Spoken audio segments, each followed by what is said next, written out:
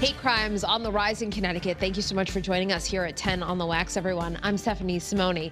The year-over-year trend has prompted law officials to have community conversations about what a hate crime is and how you can stop them. Your reporter Bryant Reed is live in Waterbury tonight with details on this. Bryant.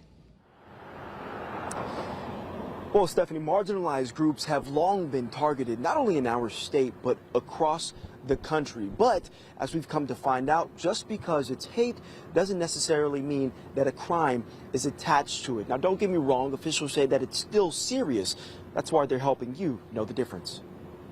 Hate crimes have increased year over year since 2021 in the state of Connecticut. That is a concerning trend. 130 hate crimes were reported to the Connecticut Hate Crimes Investigative Unit just last year, an alarming number that officials say they expect to grow in 2025. Police believe one of the reasons the numbers have skyrocketed is due to people becoming more comfortable reporting incidents. It identifies trends of hate bias, and then deploying those resources appropriately is our main goal. And then it addresses maybe future offenders. Earlier this year in March, a 12-year-old Waterbury girl was arrested and charged with a hate crime for allegedly attacking two Muslim classmates. In April, two men were arrested for assaulting a man of Indian descent in Southington. The HCIU describes the crimes as hate being the motivation against a person's race, religion, sexual orientation, disability, gender identity, or gender. Ari Weisenfeld talks about fears of his Jewish community. It's difficult.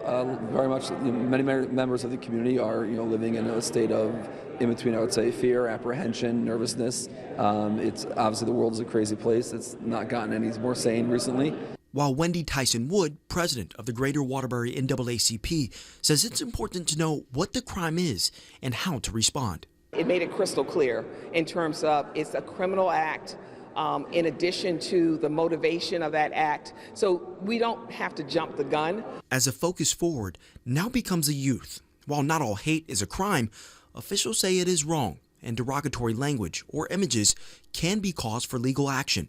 Commissioner Ronell Higgins says becoming active with the youth to help build a better future is essential.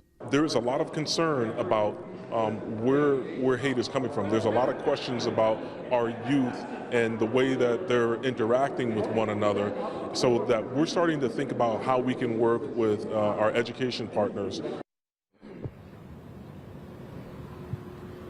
Now, once again, just because an incident or an act may not necessarily qualify as a hate crime doesn't mean that you shouldn't care. It also doesn't mean that it's any less serious. Law enforcement still encourages you to give them a call. That way you do that, and it helps them better track these incidents and also handle them for the future.